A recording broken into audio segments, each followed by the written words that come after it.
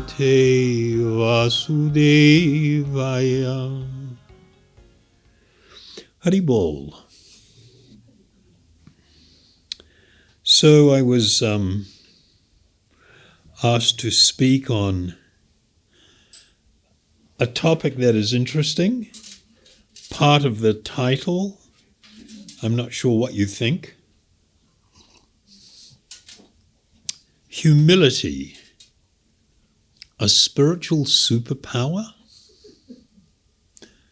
Well, so I think one of the things that you'll come to discover tonight, or you will be reminded of if you've already discovered it, that spiritual consciousness and spiritual thinking is actually the opposite of material consciousness and material thinking. And we're not talking about just a little bit different. We're talking about opposite. And I mean, a really good and clear example of this is material consciousness has people accepting and believing that the body is the self. That whatever body you have on now, that is who you are. Even though every single person that has ever occupied a body in this world has left it and moved on. Some people think nothing moves on, that at what's called death, that's it. The spiritual understanding is the body is not the self, and the labels attached to the body are not the self. So you may have a man's body, a woman's body, a child's body, an old person's body. The body can be tall, short, fat, thin, attractive, unattractive, what people consider, so many different things. And we have a tendency in material consciousness to cling to those temporary identities as being true and eternal. That's who I am. Spiritual consciousness dictates that we instead try to awaken our understanding, appreciation, and experience of the fact that we are eternal spiritual beings temporarily inhabiting a gross physical body and covered by another form of material energy called the mind. But that's not who we are. So this is a really major example of how material consciousness and spiritual consciousness are opposite. This subject of opposites is addressed in the Bhagavad-gītā. There is a famous verse from the second chapter, the 69th verse or shloka, where it says, "What is night for all beings is the time of awakening for the self-controlled. And the time of awakening for all beings is night for the introspective sage."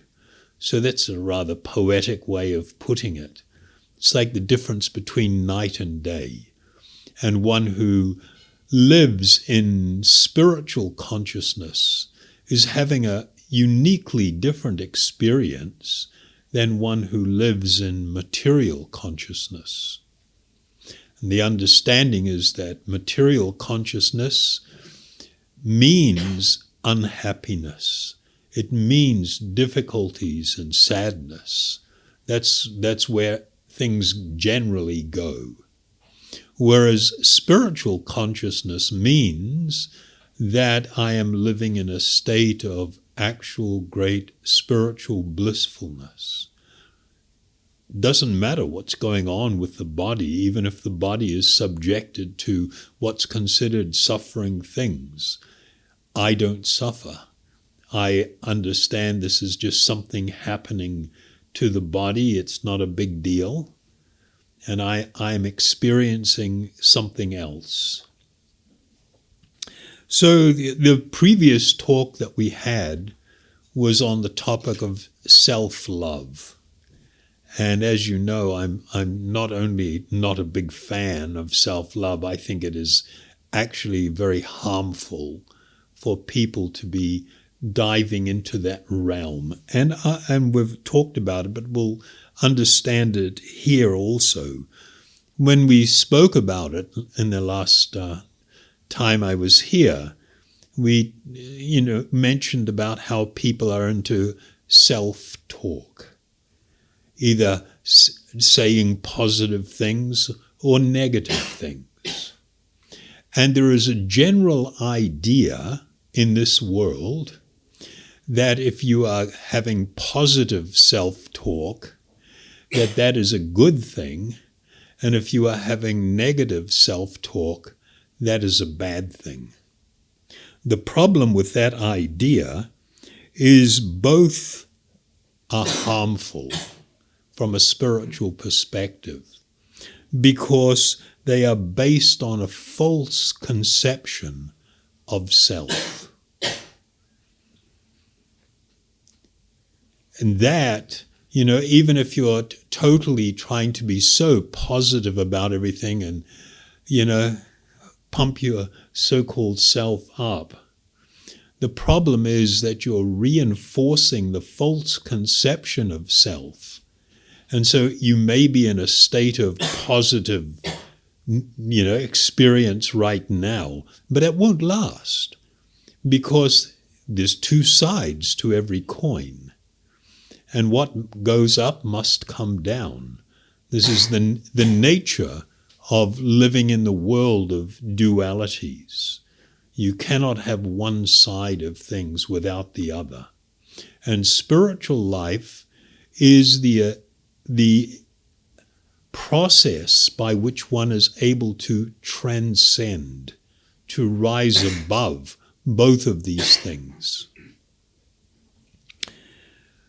The foundation of spiritual life is the discovering of the true self as opposed to embracing the false self.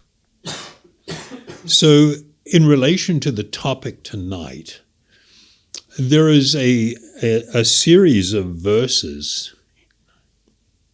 five verses altogether, that delineate or list what are considered the qualities of a transcendentalist, one who's situated in a transcendental position, a spiritual position.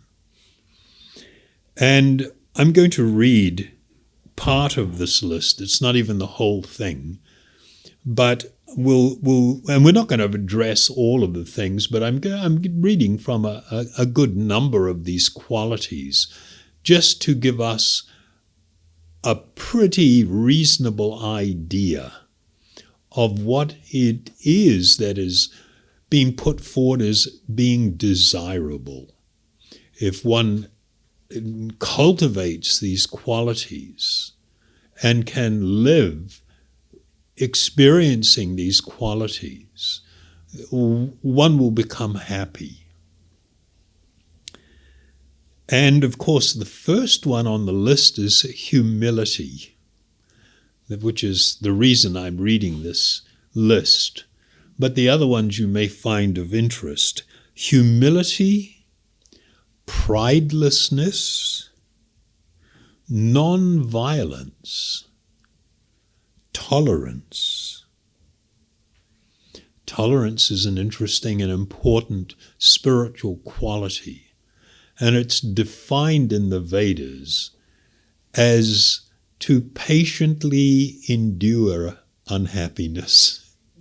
That is how tolerance is defined, which I think is absolutely wonderful definition. Next quality is simplicity.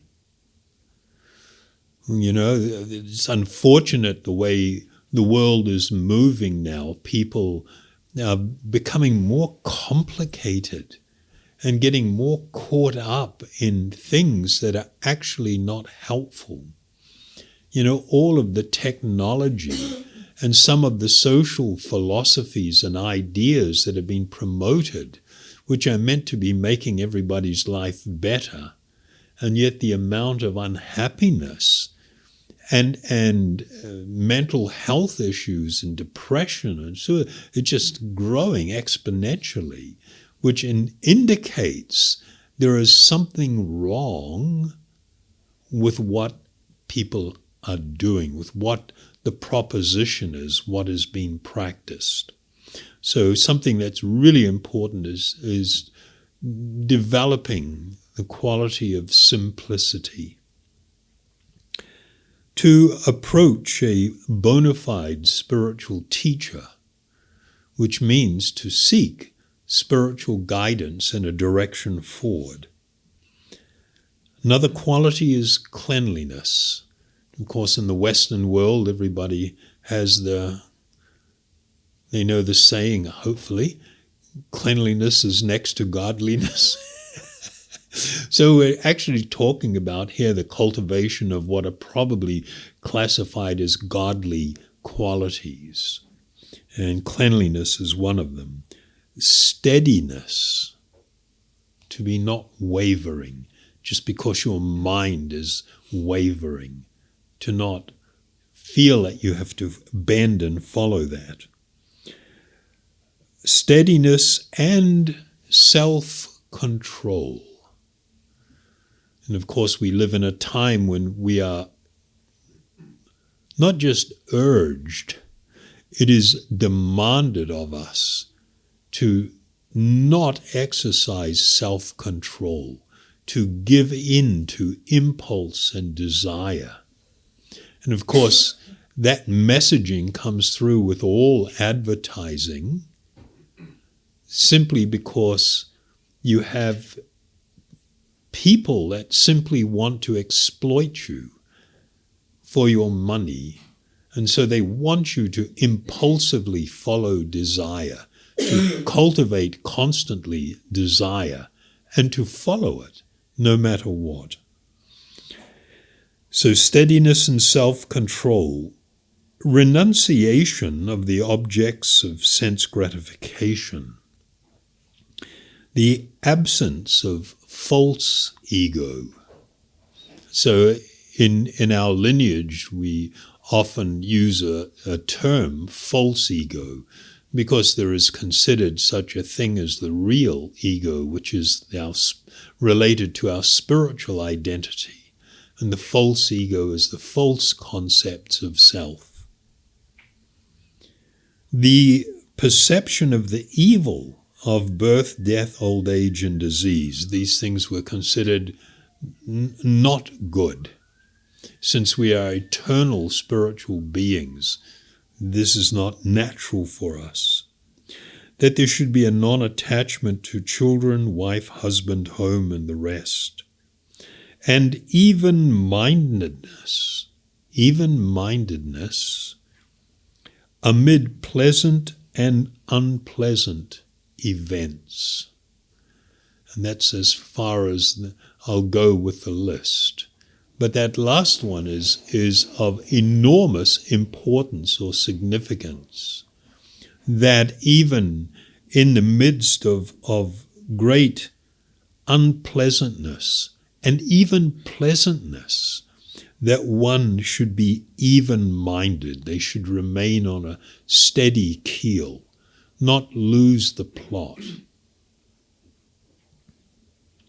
So the first quality that was listed here, as when we read, was the quality of humility.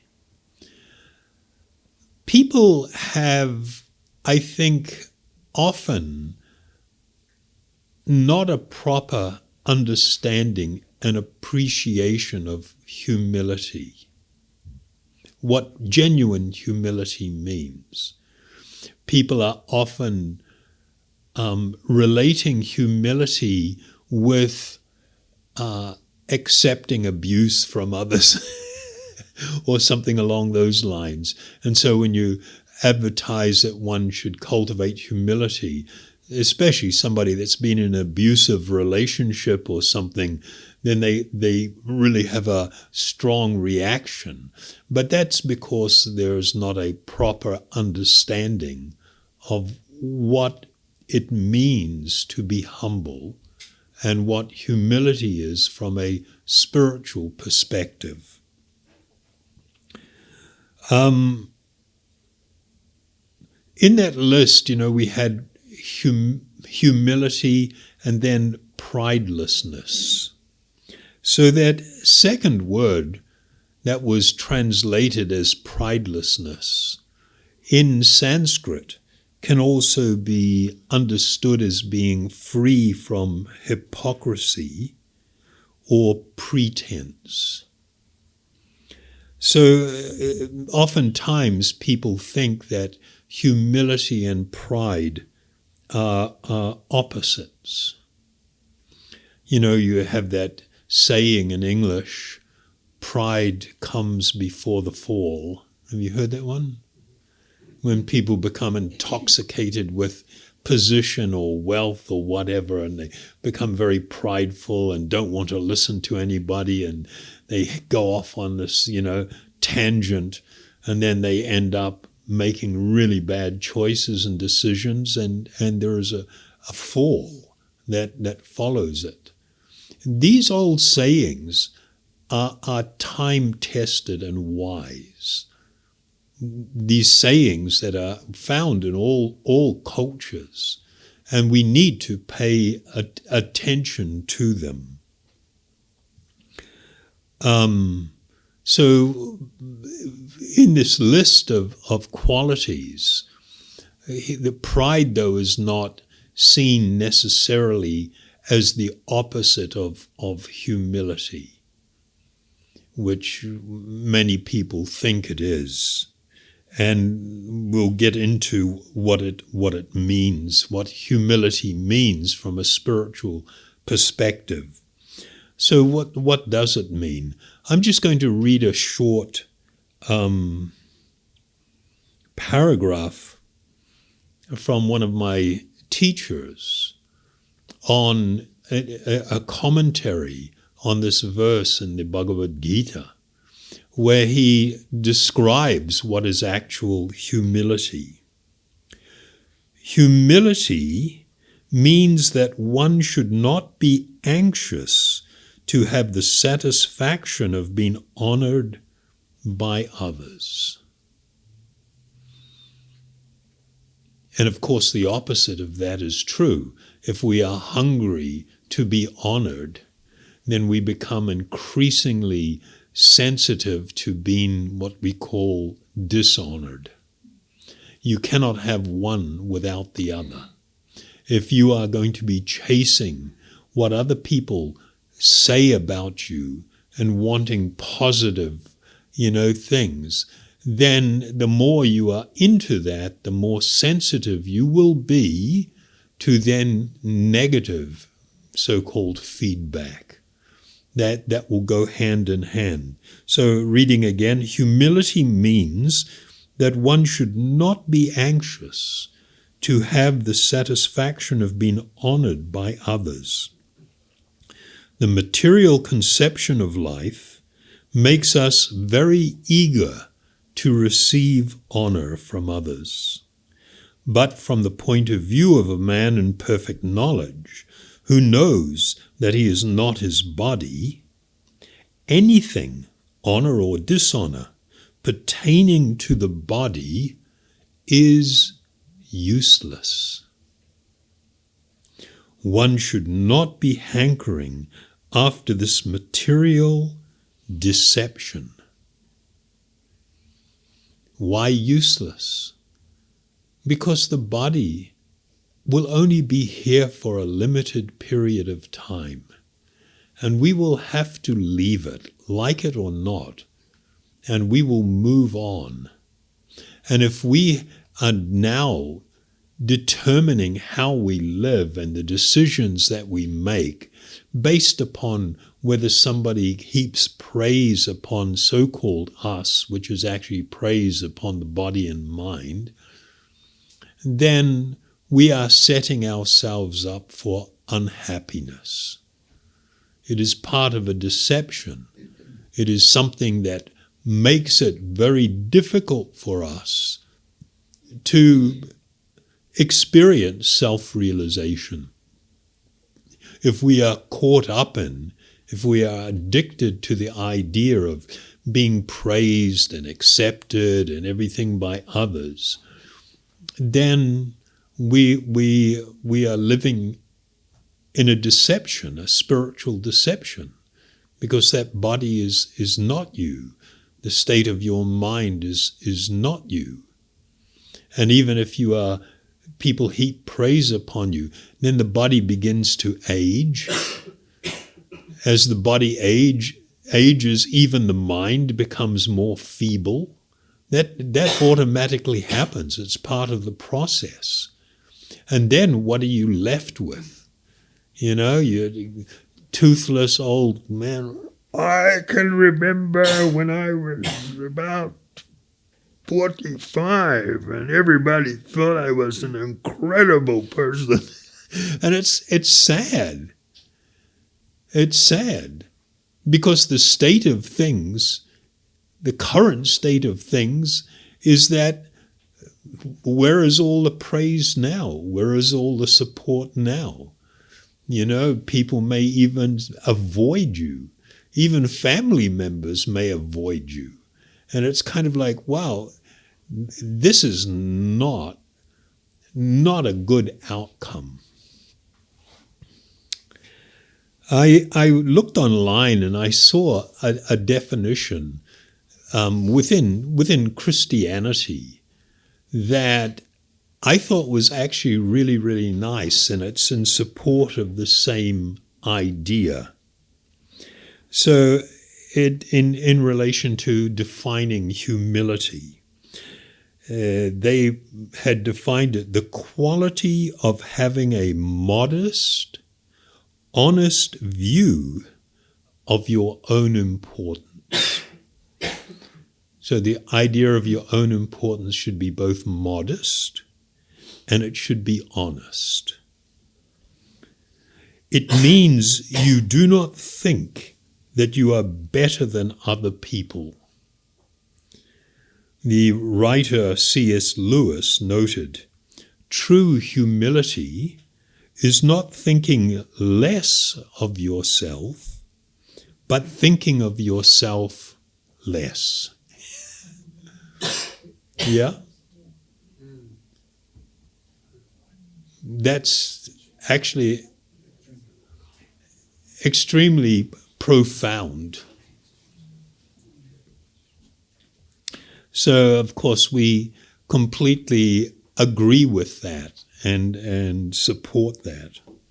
So that's humility. And I wouldn't have chose this title, but it was interesting. James proposed it. And I thought it is interesting. When we use the word superpower, well, of course, there's a few different ways that people use that, one in relation to countries and political and military influence, a country that's very powerful and a lot of military force is called a superpower. But, these days with all the Marvel stories being put into movies, the focus on superpower has more to do with a power or an ability, such as the ability to become invisible or fly, of the kind possessed by superheroes, a superhuman power.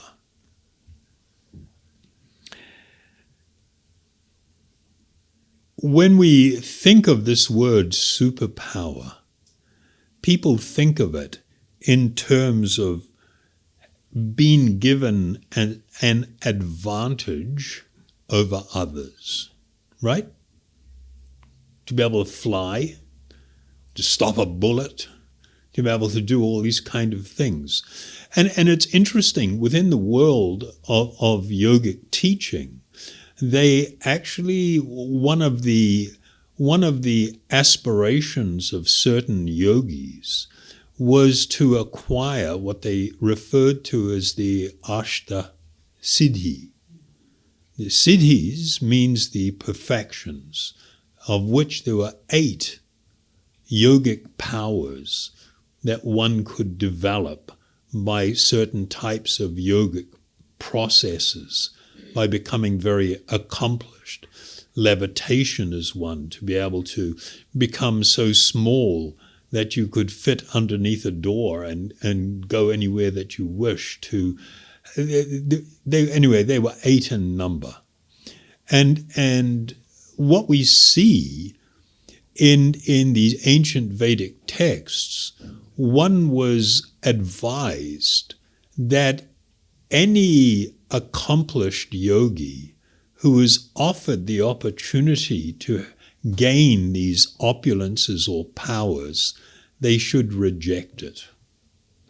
Because if you actually accept it, it binds you to this world. Because it comes with the conception of the body as self and of having power or dominion over the world and over others, over natural forces. And this was considered a huge, what was called a trap of Maya or illusion that will bind someone who may have been on a genuine spiritual path, but they become allured and intoxicated by the idea or the attraction towards power. So, this idea of superpowers is that they give some form of advantage over others or over material nature. So if we ask the question, does humility bestow a spiritual advantage? And that's an interesting philosophical idea. And the answer is both yes and no. Yes, because it means one is acting on a platform of spiritual understanding.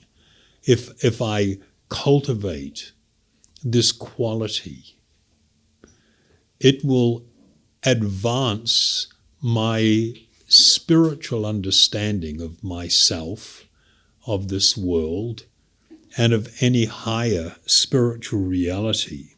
But at the same time, I can say no, it won't give you a spiritual advantage. And this may be a fine point. I don't know if everybody will get it.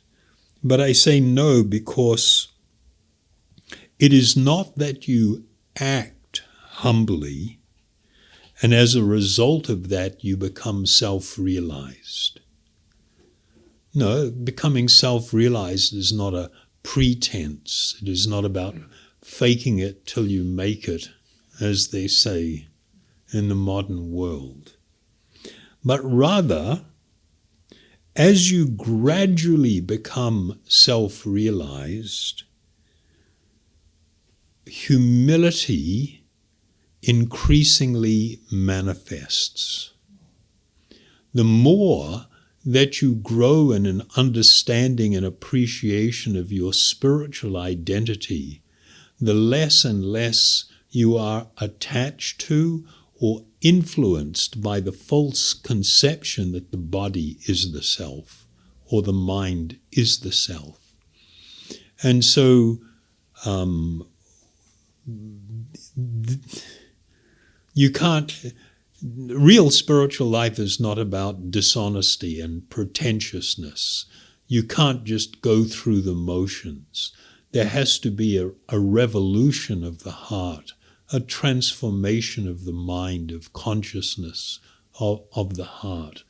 There has to be a real growth in spiritual understanding. And what naturally comes from that understanding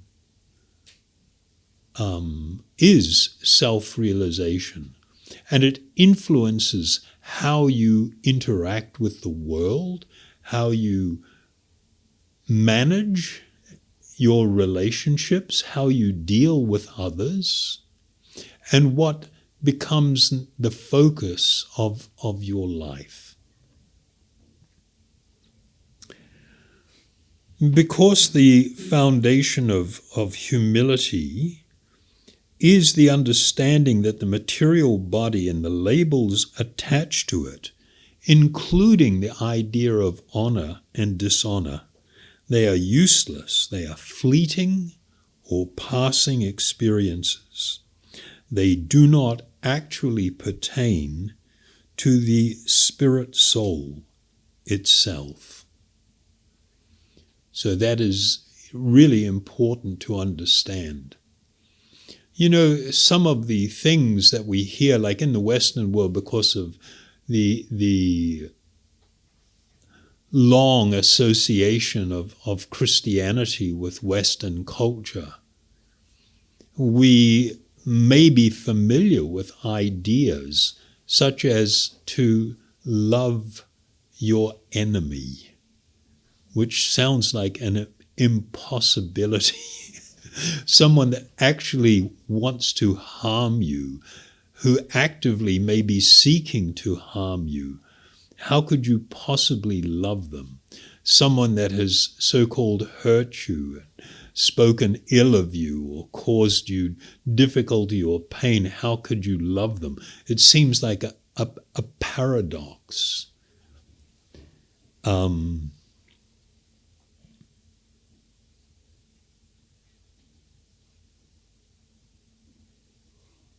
But when one grows in spiritual understanding, when one steps back, they're not caught up in the vortex of all the emotions and material conceptions that follow, you know, the material condition of life.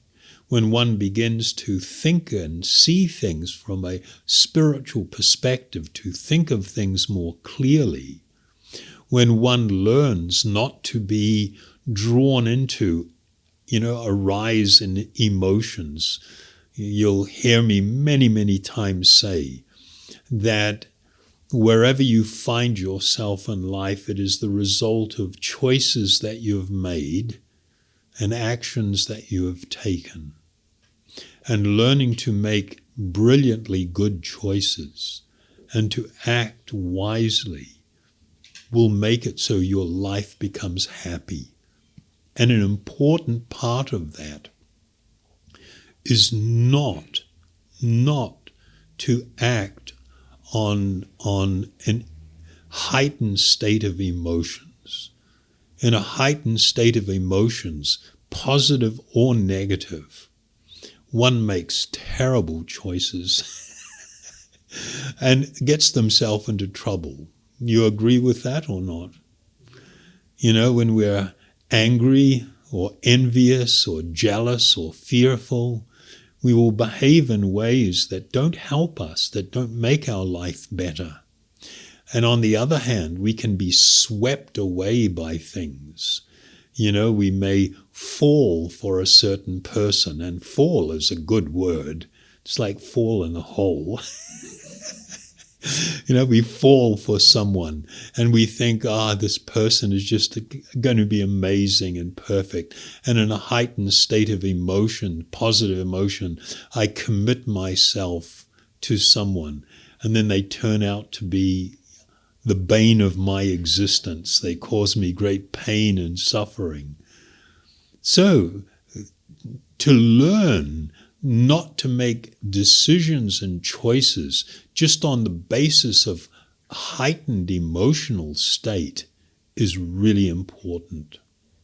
And so that messaging is coming through here, which is part of what, you know, humility is about as well, is to not be overly influenced and make decisions when we are subjected to the dualities of life, happiness and distress.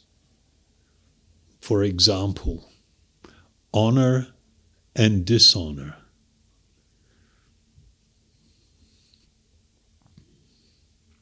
So in the Bhagavad-gītā it states, for one who has conquered the mind, the Supreme Soul is already reached, for he has attained tranquility. To such a man, happiness and distress, heat and cold, honor and dishonor are all the same. Just like, wow. Imagine being in a state where somebody could be heaping praise on you, which is of course not the real you, or they are heaping abuse upon you, and in either case you are not emotionally touched by that. It's just like, wow, what is that condition? And is that desirable? Yeah, I think that's desirable big time.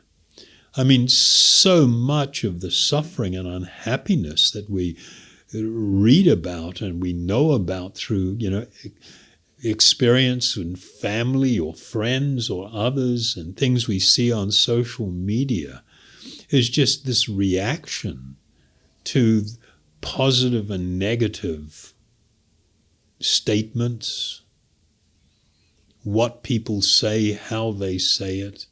We become so deeply affected. Whereas, we are great promoters of the serenity prayer.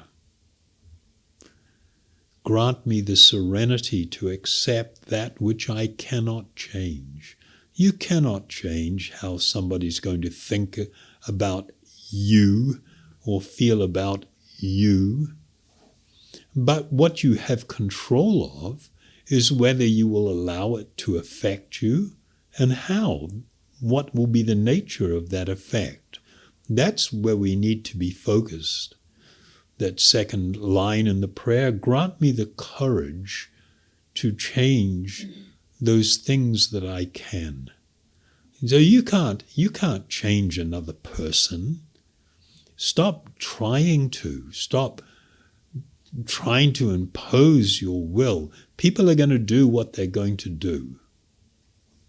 It doesn't mean you have to just sit down and accept everything, but become focused on what it is that you have the power to change. And that's how you will allow it to affect you, how you will think about it, how you will process it. This is the way that one can gain equilibrium. And with this cultivation of the understanding of our spiritual nature, then we can actually come to that very calm place where it doesn't matter what's going on around us. We are not on an emotional roller coaster. All kinds of emotions may be arising in the mind, but I'm not chasing it. I'm not following it. I'm not hanging on to it. I just see it as, okay, my mind is reacting in that way, but I'm not going to follow it. I'm not going to chase it. I have a better understanding, and I don't have to react in that particular way. Is this interesting?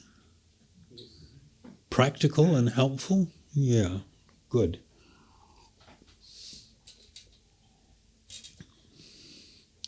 So when we circle back to the title of the talk,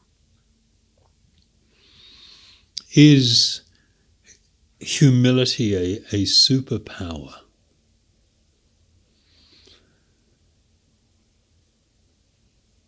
And as I stated earlier, in this world, most people think of having a superpower or a superpower as being that which gives you the ability to dominate this world and other people. That is a materialistic idea and the antithesis of real spirituality. So if people are embracing the word superpower to mean that, then no, it's not a superpower. But if we think of superpower as giving an advantage, not over others, but over the lower self, the body and the mind, then yes, humility could be a superpower. So in the Bhagavad-gītā, one of the things we're advised is a crucial part of the yoga process, regardless of what yoga path or system, is that one learns and they come to control the mind. Your job is to determine the contents of your mind. Your job is to decide how you are going to think about things, what you are going to think about, and how you are going to process things. That doesn't just happen by itself. And if you don't exercise your independence as a spiritual being, you simply surrender to the flow of the mind and all the emotions, then, you will be in a deplorable state, an unhappy state, a non-spiritual state. So they speak about one should try to strengthen and cultivate what is categorized as the higher self, which is the spiritual being, and exercise control of the lower self, which is the body, the mind, the emotions, and all of those things. And if we're thinking of superpower as being, bestowed the ability to exercise more control over the mind, the desires, the emotions, then we could say that, yes, humility is a superpower. What do you think, James? Yeah? A little bit of a different angle than what we've dealt with before. So I hope that has been beneficial, and I've tried to keep it reasonably short so that we don't get lost. Try to keep it focused and down to a few points. The things that you've heard, I strongly suggest you attempt to reflect on them, not just in the week ahead, but even in the months ahead. And we will post the talk online, and I would even suggest that make a little note on your phone or somewhere, set a reminder, maybe in a week or two or even tomorrow to begin with. Go back and listen to this once again and consider it, because this information, this wisdom, is life-changing. If you want to be happy, if you want to become free from fear, if you want to find true spiritual joy, then this wisdom is key to that. But hearing it is not enough. I was speaking last night at, was that last night? No, night before last, at Mantra Night up in Auckland. And just mentioning that, your state of consciousness affects how you see things. And I was talking about, maybe a big piece of wound up rope on the floor.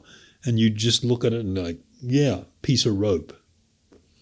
But for a person who may have fallen off a boat or their boat sank and they're lost at sea and in a desperate state and they are dying, if a helicopter comes and lowers that same piece of rope, or a large boat comes by and they throw the line over that same piece of rope, that's no longer, to that person in the water, that is no longer just a piece of rope. It is a lifeline. It is something that will make it so I could save my body. I'm not going to face the experience of death here in the water. That my aspirations, my attachments, my relationships, everything that I value is actually invested in this rope. And I see it truly as a lifeline, something that can save me. So depending on my state, my consciousness, I can look at something and it can be like nothing or it can be everything, depending on my situation. And so when we think of these questions, who am I? Why am I here? What is this life for? What is my real purpose? Where can I find true and eternal happiness? Then what we are sharing is a lifeline. And you can hear it and go, yeah, I kind of like that. And then that's the end of it. Never think about it again. That's okay. You don't have to do anything else. But if you are truly interested in your well-being, then sometimes remembering, reflecting upon what is truly spiritual wisdom is actually really important and really helpful. A person can be drowning in the water and somebody shows up in the helicopter or the boat and they throw the lifeline and a person go, hallelujah, a lifeline, wonderful. But then they never grab it. It's kind of like, what good does that do? Doesn't do any good. So the same thing applies. This wisdom, it's got nothing to do with me, and I haven't invented or made up any of this. This is ancient, wonderful spiritual wisdom that I am humbly trying to share and pass on.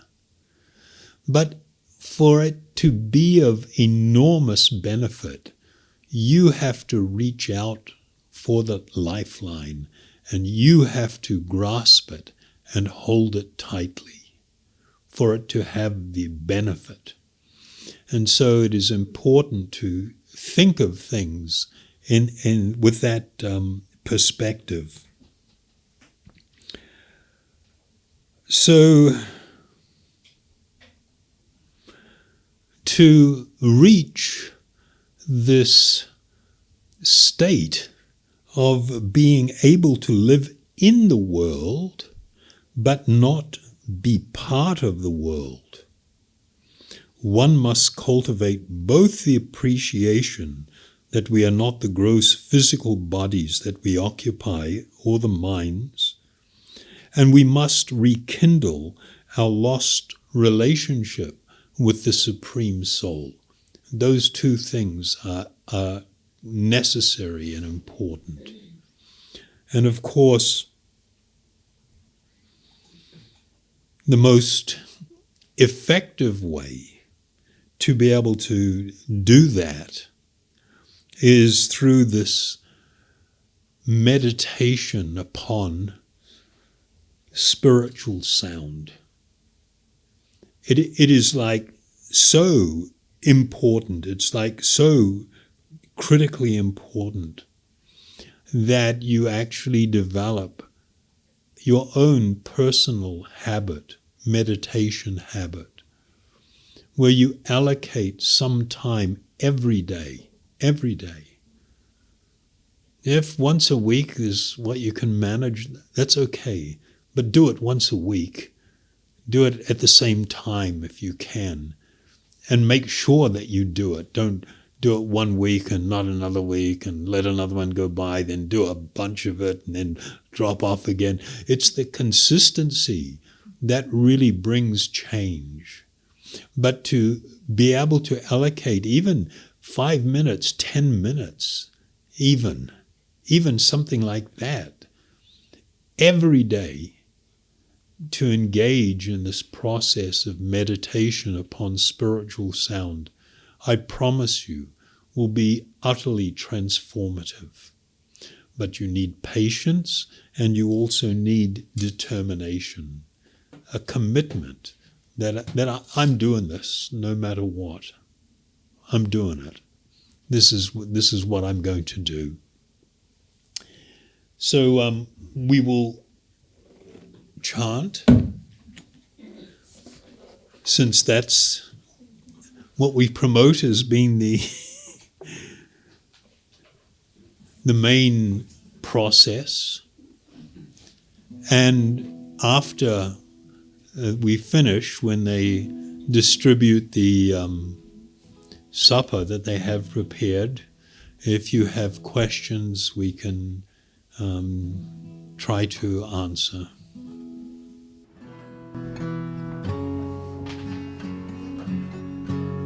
I'll chant the Maha Mantra.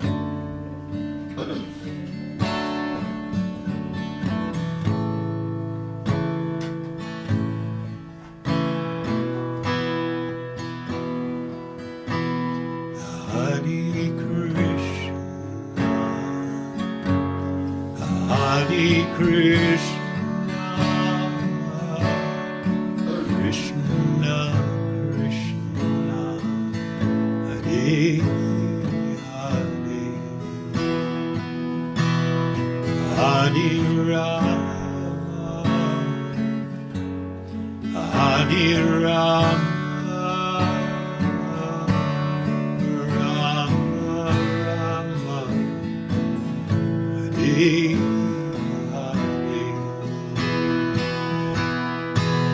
Hare Krishna, Hare Krishna,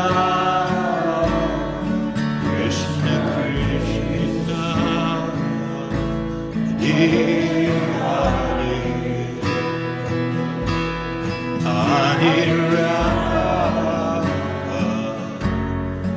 Hare Rama,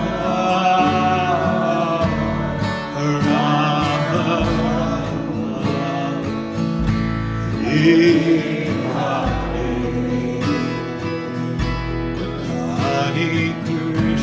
Krishna, Hare Krishna, Krishna Krishna, Hare Hare,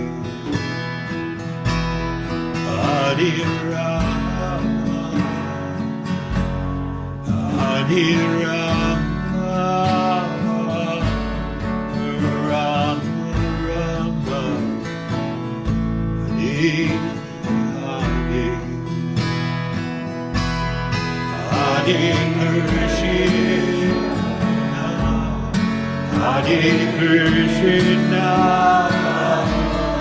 Krishna Krishna, Hare Hare Rama, Hare Rama, Rama Rama, Hare Hare, Hare Krishna, Hare Krishna, Krishna Krishna,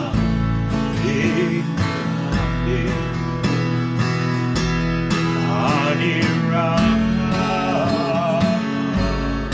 Hare Rama,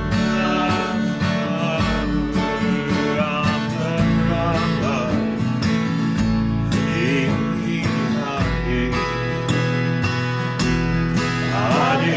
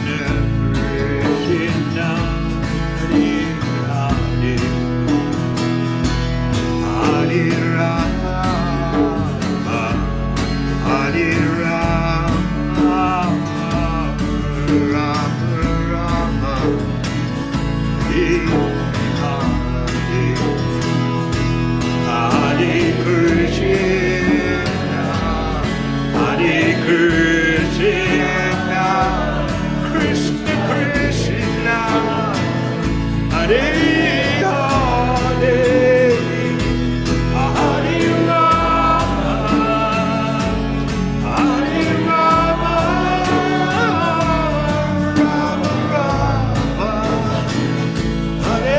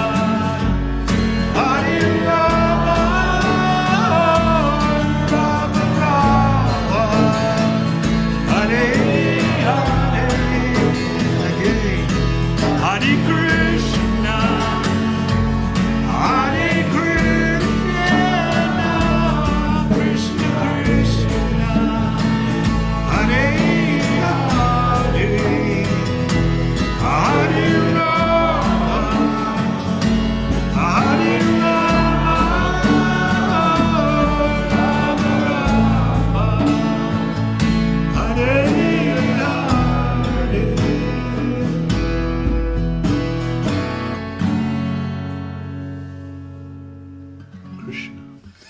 Thank you very much. Haribol.